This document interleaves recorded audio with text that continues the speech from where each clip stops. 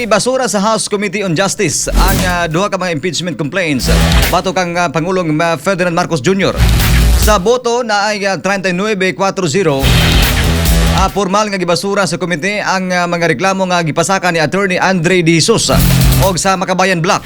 Matod pa ni Committee Chairperson Representative Herville Luistro, ang usa ka klaro nga sa pagsaysay sa mga kamatuoran gikinahanglan matod pa makonsidera ang impeachment complaint nga adunay igong unod. Dugang paniya nga ang mga reklamante napakya sa pagsumiti sa ligong ebidensya o pagsuporta sa ilang mga akusasyon. Ang unang reklamo nagtutok sa giingong betrayal of public trust.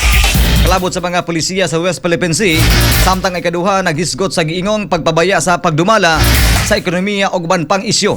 Apan nakita sa komite nga silang duruha kulang sa substansya.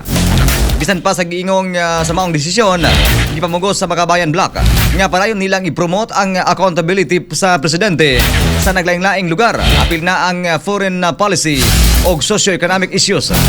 Ang pagbasura sa mga impeachment complaints nagbutang kang Presidente Marcos Jr.